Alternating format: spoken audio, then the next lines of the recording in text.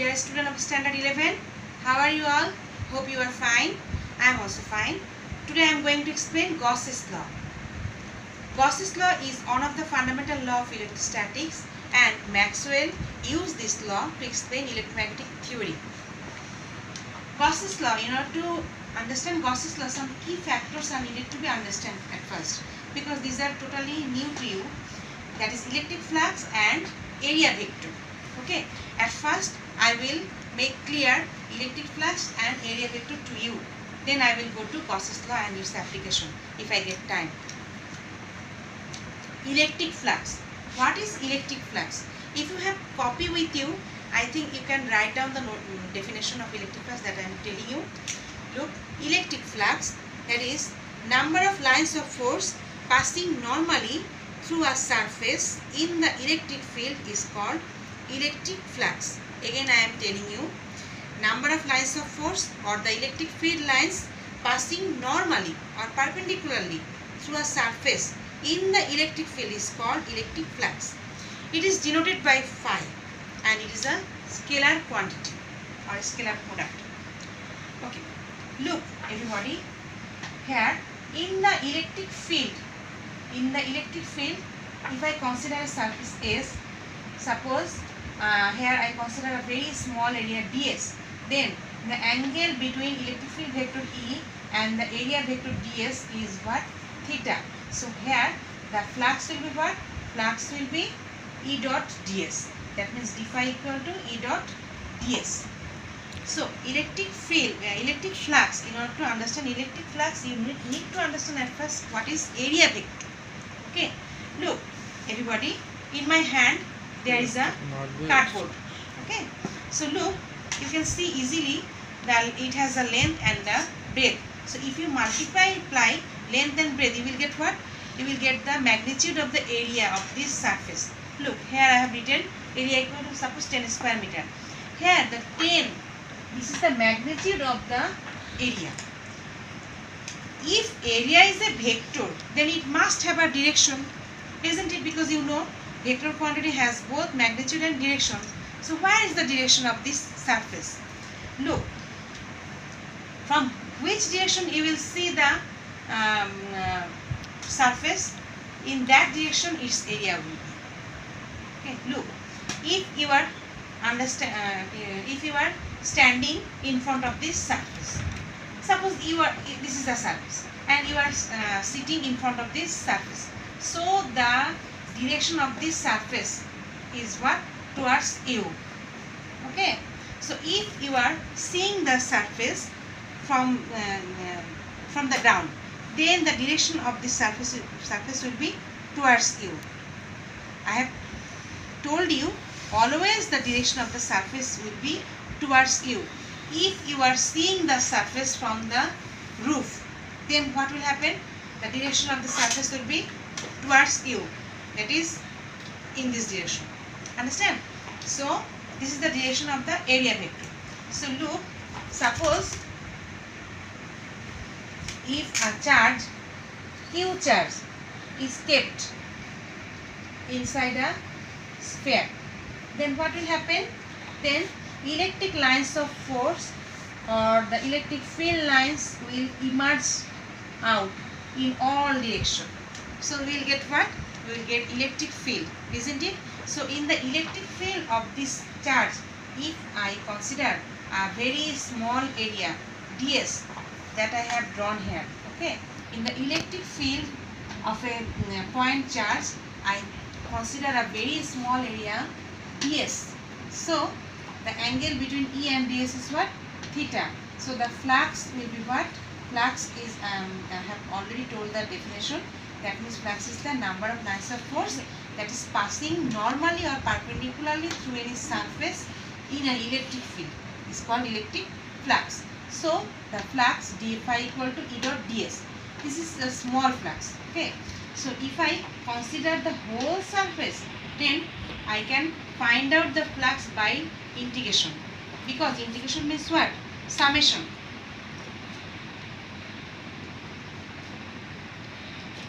Look, in this way, if I consider the whole surface, so I will get at each and every point area is ds.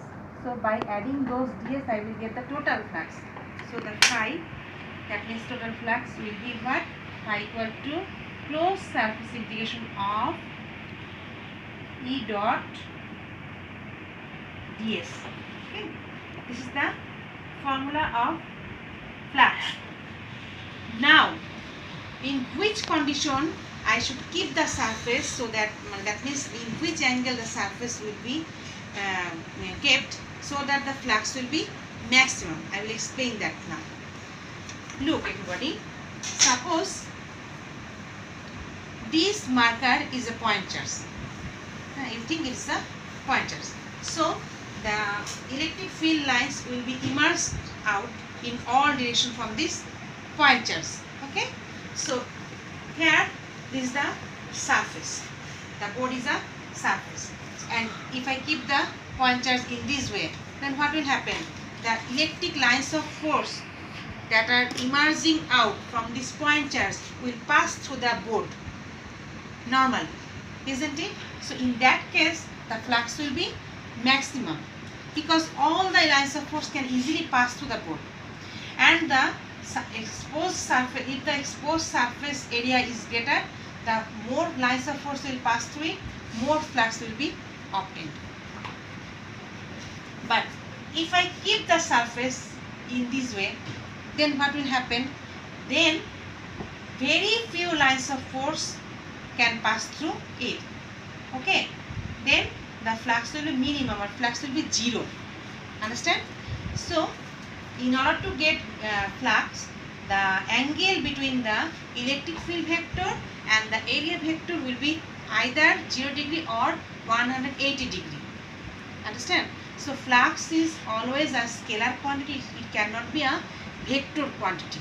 Okay, if it is vector quantity, the formula will be what? Here, look, phi equal to E dot ds, that means E ds cos theta.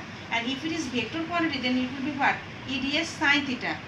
But sin theta, theta मान যদি 90 degree হয়, then I will get the value of sin theta. Sin theta, theta मान 90 degree means sin theta equal to 1. So যদি electric field vector and area vector এর মধ্যে অ্যাঙ্গেলটা 90 degree হতো, then it will be a vector quantity.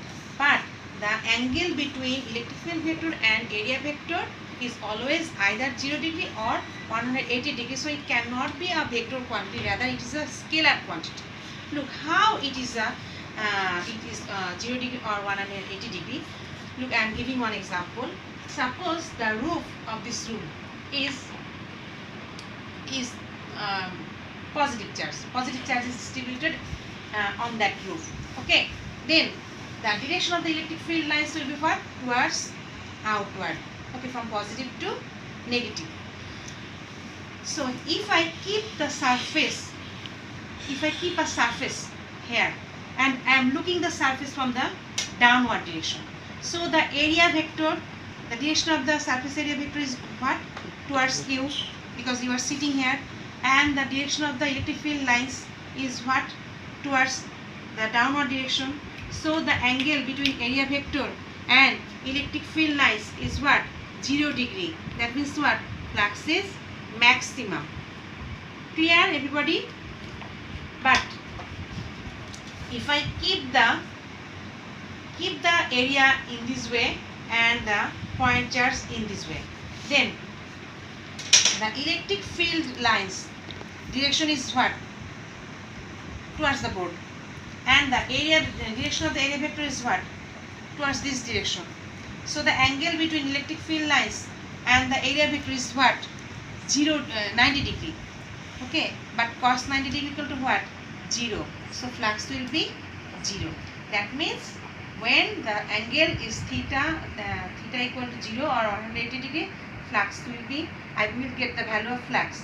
If it is 0 degree, flux will be positive, and if it is 180, flux will be negative, because cos 180 equal to what? Minus 1. You know it. And so I think you understood electric flux and area vector. Now I will go to Gauss's law. Gauss's law. electric flux of an imaginary closed surface. Look everybody, I have underlined here. So electric flux of an imaginary closed surface in an electric field will be 1 by epsilon naught times of the total charge.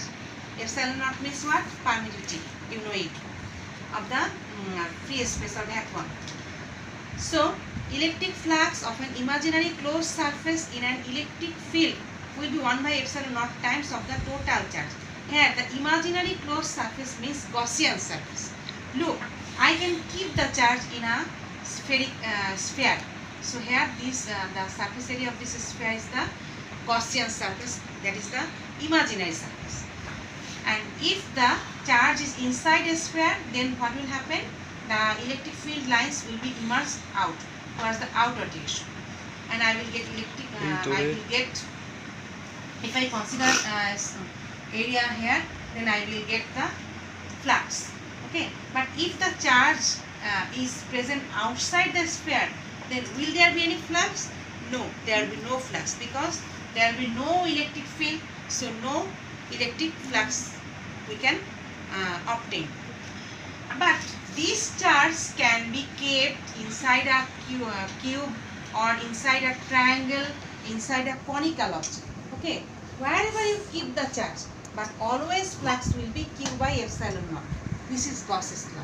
That means flux equal to net flux equal to what? Net charge by epsilon naught. Whatever amount of charge you keep here, that doesn't matter. Total charge divided by epsilon naught will be the flux of the Gaussian surface. Here the closed surface means Gaussian surface, can be of any shape. So the flux doesn't depend on the size or shape of the Gaussian surface. Gaussian surface you can take anything, but it doesn't depend on the size and shape. It depends what on the net charge, and net charge is divided by the epsilon naught, you will get flux.